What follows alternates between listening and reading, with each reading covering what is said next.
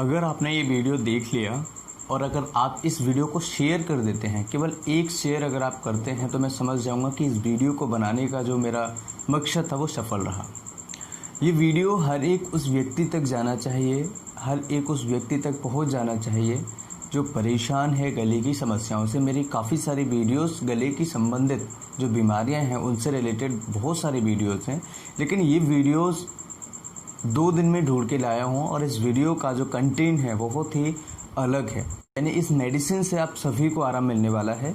गले की कोई भी समस्या हो, गले में खराश होना, बार बार गले में दर्द होना, गले में लाल दाने होना, या फिर गले में ऐसा लगता है कि वॉल अटक सा गया है या गले में कुछ अटक गया है, या सांस लेने में तकलीफ होना, सफोकेशन टाइप का होना, तो गले से संबंधित कोई भी समस्या इस वीडियो में आपको ट्रीटमेंट उसका मिलने वाला है। तो आपसे उम्मीद करूंगा कि इस वीडियो को केवल लाइक और शेयर ज़रूर कर दीजिएगा।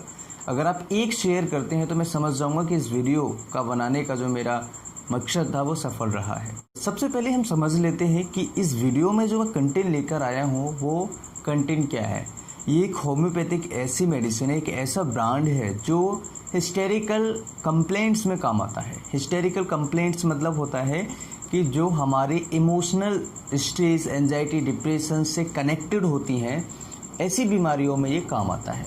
और ये स्पेशली थ्रोट यानी गले से संबंधित जो बीमारियां होती हैं उसमें उपयोग होता है। तो इस मेडिसिन की जो कॉम्बिनेशन है, ये कॉम्बिनेशन बहुत ही कमाल की है। अगर आप चाहें तो इस कॉम्बिनेशन को नेट पर सर्च कर सकते हैं, और अगर आप चाहें तो मैं यहाँ पर भी आपको इस मेडिसिन के कॉम्बिनेशंस के बारे में थोड़ा सा पढ़ के बता दूंगा अपनी बुक से। अब यहाँ पर जो कॉम्बिनेशन है उसको कैसे लेना है इसके बारे में भी हम डिस्कस करेंगे। सबसे पहले समझ लेते हैं कि हिस्टेरिकल जो कंप्लेंट्स हैं वो आपको क्यों हो रही है। ये इसका एक कॉमन रीज़न है कि आपके दिमाग में कुछ ऐसा उल्टा सीधा चल रहा है जिससे आपको डर है, जिससे आपको भय है कि मुझे फलानी बीमारी तो नहीं हो जाएगी। अब आपको डर है कि मुझे कोई फलानी बीमारी नहीं हो जाएगी, तो आपके अंदर, आपके शरीर में, आपके ब्रेन में कुछ हार्मोन्स का सीक्रेशन होने लगता है।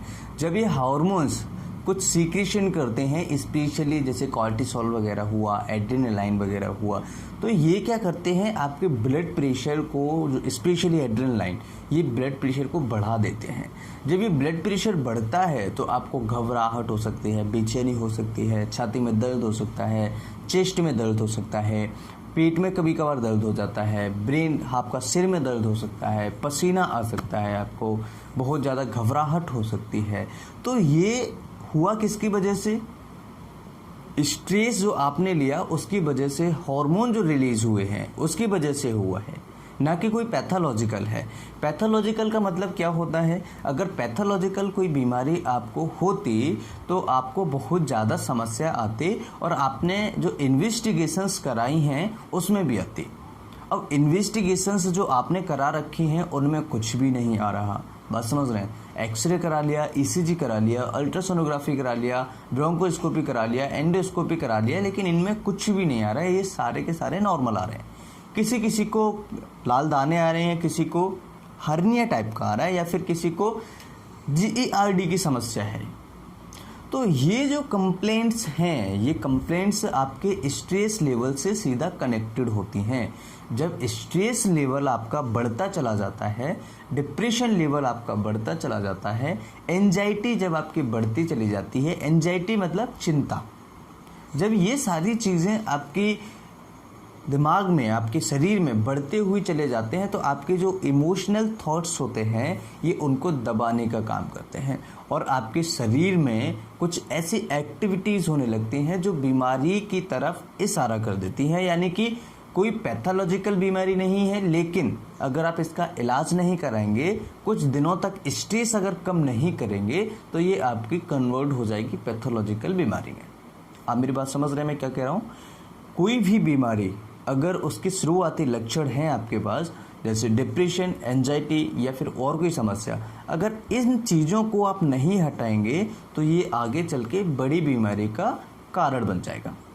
ठीक है, तो कहीं ना कहीं हमें ये ध्यान देना होगा कि आपको स्ट्रेस एंजाइटी कम करनी होगी। स्ट्रेस एंजाइटी से कुछ नहीं होगा। देखिए, कुछ जो हमारे डॉक्टर्स हैं वो डाटास दे रहे हैं कि 1 महीने में या 1 साल में, उनका डाटास क्या है कि 1 साल में 20,000 मौत होती हैं या 2 लाख मौतें होती हैं ट्यूबरक्लोसिस से या एड्स से। तो यहाँ पर आपको कंपेयर करना होगा, वो डाटा क्या है 1 साल का डाटा है, लेकिन यहाँ पर क्या हो रहा है, यहाँ पर 1 महीने का डाटा है। यहाँ पर 1 महीने में 2-2 लाख 3-3 लाख डेथ हो रही है, तो डेथ का रेशो ज़्यादा है। आप समझ रहे हैं मेरी बात को? तो आपको यहाँ पर थोड़ी सावधानी बरतनी चाहिए। और देखिए, कोविड जो बीमारी है ये किसी का फैला हुआ जाल भी हो सकता है, आप मेरी बात समझिएगा, किसी की फैलाई हुई जाल भी हो सकती है। और इस बीमारी से जो आ भी गई है, जो बीमारी आ भी गई है हमारे यहाँ पर, तो इसे बचने के लिए हमें कुछ सिंपल टिप्स फॉलो करने होते हैं। तो सिंपल टिप्स क्या फॉलो करने होते हैं?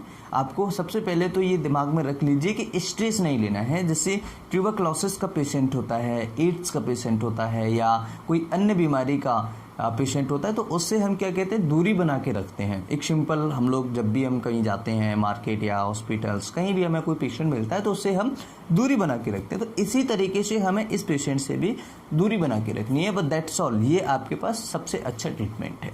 इसके बाद हर्ड इम्यूनिटी का ट्रीटमेंट आता है। तो हर्ड इम्यूनिटी क्या होती है? जब भी आपको इन्फेक्शन लगा या जिन लोगों के इन्फेक्शन लगा तो उनके अंदर क्या होता है कि इस स्पेशल टाइप की इम्यूनिटी डेवलप हो जाती है। तो वो इम्यूनिटी जो डेवलप हुई है वो उस मरीज को बचा ले जाएगी। तो जब भी कभी उसको इन्फेक्शन होगा तो वो उस पेशेंट को कुछ नहीं होगा। तो ये होती है हर्ड इम्यूनिटी। तीसरी जो आपके पास ट्रीटमेंट है वो है बार बार आपको हाथ धोते रहना है।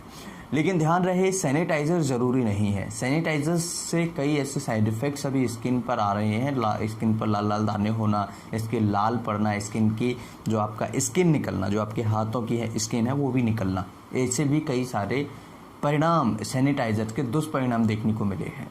तो आपको जो साबुन आपके घर में है, जो हाथ धोने, जो नहाने का साबुन है, आप उससे प्रॉपर तरीके से हाथ वॉश कीजिएगा, हैंड वॉश कीजिएगा। वो सबसे अच्छा प्रोटेक्शन है, जो नुकसान भी नहीं करेगा और आपको बचाए भी रखेगा। ठीक है। चौथा जो आपका सबसे अच्छा ट्रीटमेंट है वो है सोशल डिस्टेंसिंग और इसके साथ मास्क लगाना। मास्क लगाने से क्या होगा कि हमारी छींकें या फिर जो सामने वाले की छींक है वो हमसे अटैच नहीं होगी। ठीक है, हमसे दूरी बना के रखेगी। 5वां जो ट्रीटमेंट है कि अनयूजुअली किसी चीज़ को टच नहीं करना है आपको और अनयूजुअली मार्केट में नहीं जाना है। बस ये सारी चीज़ें अगर आप फॉलो करते हैं तो आपको बचने में और आपको बीमारी न होने में बहुत सावधानी मिलेगी। इसके अलावा अगर हम ट्रीटमेंट की बात करें और डिप्रेशन की बात करें, तो डिप्रेशन, एंजाइटी को कम करने के लिए ये मेडिसिन आपको मैं बता रहा हूँ। इस मेडिसिन का नाम है R47 यानी कि R47। ये डॉक्टर रैगवेज का ब्रांड है और ये मेडिसिन कोई प्रमोशन या पेड वीडियो नहीं है। ये वीडियो मैं केवल आप सभी के लिए बना रहा हूँ और इस वीडियो में जो भी आप मेरे व्यूअर्स, इस दर्शक इस वीडियो को देखने के बाद इस मेडिसिन को खरीदेंगे और इस मेडिसिन से रिलीफ पाएंगे तो मुझे कमेंट सेक्शन में ज़रूर बताएं। ठीक है, जहाँ से आप ले सकते हैं वहाँ से इस मेडिसिन को ले लीजिएगा। कम वाला डोज लीजिएगा, ज़्यादा वाला डोज मत लीजिएगा, यानी कि कम ml का डोज आता है उसे लेना है आपको। R47, ठीक है, मेडिसिन का नाम है R47। ये मेडिसिन हिस्टेरिकल प्रॉब्लम्स में काम आती है। जैसे इमोशनल की वजह से जो बीमारियां हमें आती हैं, इमोशनल जब हम हो जाते हैं, हमारा stress level, anxiety level, depression level बढ़ता है। ग्लोबस हिस्टेरिकस एक बीमारी है। ग्लोबस हिस्टेरिकस बीमारी में भी इसका बहुत अच्छा रूल है। तो ग्लोबस हिस्टेरिकस बीमारी क्या है कि आपको हार्मोन लेवल जब रिलीज होते हैं तो ऐसी कंडीशन में क्या होता है, जो आपके सिस्टम से वो बिगाड़ देता है। तो जब सिस्टम बिगड़ते हैं तो हमारे शरीर में हमें ऐसा लगता है कि हमें कोई बीमारी हो गई है या हमें कोई परेशानी हो गई है। तो ये डोज अगर इसकी बात करें, सबसे पहले मैं इसके बारे में आपको थोड़ी सी इन्फॉर्मेशन दे देता हूँ। इसका डोज आपको कैसे लेना है, 3 से 4 बार आप इसका डोज ले सकते हैं और 10 से 15 ड्रॉप्स आपको ले लेनी है। अगर आप इसे ज़रूरत पड़ती है तो आप 15 मिनट के बाद इसे फिर से रिपीट कर सकते हैं या आधे घंटे के बाद इसे रिपीट कर सकते हैं। आप आधे कप पानी में 10-15 ड्रॉप्स इसकी मिला करके पी लीजिएगा।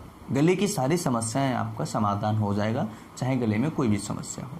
इसके साथ में जिन मरीजों को लाल लाल दाने हैं या गले में दर्द है या गले में रेडपन आ रहा है या फिर टॉन्सिलाइटिस है, उन मरीजों को मैं काफ़ी दिन से बोलता आ रहा हूँ बेलाडोना 30 या 200 की पोटेंशियल में आप लीजिएगा। बहुत ही इफ़ेक्टिव मेडिसिन मैं आपको बता रहा हूँ। मैंने जब से भी टॉन्सिलाइटिस के बारे में मेडिसिन बताया है वो मेडिसिन मैंने चेंज नहीं किया है। आपको पता होगा बेलाडोना एक सुपर मेडिसिन होती है और 101% ये काम करती है। तो ये जो ट्रीटमेंट मैं आपको बता रहा हूँ बिल्कुल फ्री ऑफ कॉस्ट ट्रीटमेंट मैं आपको बता रहा हूँ, बस आपको जाके खरीदना है, ठीक है। और इस मेडिसिन से आपको 101% आराम मिलेगा, ये मैं आपसे वादा करता हूँ। बहुत 2 दिन से तो मैंने वीडियो ही नहीं बनाया है क्योंकि मुझे ऐसा फील हो रहा था कि इस टॉपिक पर वीडियो बनाना बहुत ज़्यादा ज़रूरी है। और इस टॉपिक पर वीडियो मैं बहुत टाइम से सोच रहा था क्योंकि काफ़ी ऐसे पेशेंट्स हैं जिनको बहुत ज़्यादा समस्याएं हो रही हैं गले से संबंधित। अगर हम बात करें कि ये कहाँ पर काम करता है या इसके अंदर कौन सी मेडिसिन हैं, इसके साथ में एक चीज़ और बता दूं, जिन मरीजों को सिर में दर्द है उन मरीजों को भी ये बहुत अच्छी इफेक्टिव मेडिसिन है। सिर में दर्द होने पर भी इस मेडिसिन को आप ले सकते हैं और इस मेडिसिन का बहुत अच्छा रोल है सिर दर्द में भी। तो सबसे पहले समझ लेते हैं कि ये मेडिसिन जो है कौन सी मेडिसिन से मिलकर बनी हुई है। ऐसा फोटेडा जो गले में ऐसा लगता है जिसको कि वॉल फंस गया हो, पर्टिकुलर काम करती है। ग्लूनाइन एक मेडिसिन होती है जो strong pulse Percival in the throat sensation होता है, सफोकेशन, उसको ऐसा लगता है गले में किसी ने जकड़ लिया है या गला किसी ने दबा लिया है, सफोकेशन टाइप को, सांस लेने में उसको घुटन टाइप की होती है और सेंसेशन लगता है कि गले में कुछ अटका हुआ है, ग्लूनाइन। और इसके साथ में ग्लूनाइन एक मेडिसिन जो है हमारी सिर दर्द में भी बहुत अच्छा काम करती है। इसके अलावा इग्नेशिया सुपर मेडिसिन है। जिसको भी गले में लग रहा है बॉल अटका हुआ है, गले में कुछ अटक गया है, गले में कुछ फंस गया है, तो ऐसे मरीजों के लिए इग्नेशिया सुपर मेडिसिन है। और स्टमक अपसेट होता है ना, स्टमक में थोड़ा बहुत दर्द होता है, उसके लिए यानी GERD जिस मरीज को होता है ऐसी कंडीशन में भी इग्नेशिया बहुत अच्छा काम करती है। इसके अलावा लैकेसिस का जो मरीज़ होता है उसको ऐसा लगता है कि गले में कुछ अटक सा गया है और गले में टाई अगर वो लगा लेता है तो बहुत दिक्कत उस मरीज को हो जाती है। टाई नहीं बांध पाता ऐसा पेशेंट लैकेसिस का, उसको सफोकेशन होने लगता है, उसको लगता है मेरा गला किसी ने बांध दिया है, ठीक है, लैकेसिस का पेशेंट। मॉस्कस का पेशेंट क्या होता है कि उसको जरा सी भी आवाज़ हुई, जरा सी भी शोर शराबा हुआ तो उस मरीज को दिक्कत बढ़ जाती है। तो ऐसे पेशेंट्स को भी ये उपयोग कर सकते हैं। तो ये इन मेडिसिन से मिलकर ये एक मेडिसिन बनाई गई है जिसका नाम है R47। उम्मीद है कि वीडियो आप सभी के लिए बहुत ही कारगर होगा। वीडियो अच्छा लगे तो लाइक करें, शेयर करें, सब्सक्राइब करें हमारे चैनल को मेडिकल से रिलेटेड वीडियोस देखने के लिए। उम्मीद है कि आप इस वीडियो से बहुत लाभ उठा पाएंगे और उम्मीद है कि आप इस वीडियो को शेयर करेंगे जिससे अन्य लोगों का भी फायदा हो सके। फिर मिलते हैं एक नई वीडियो में, तब तक के लिए इजाज़त दीजिए। Bye bye, take care, thanks for watching, have a nice day.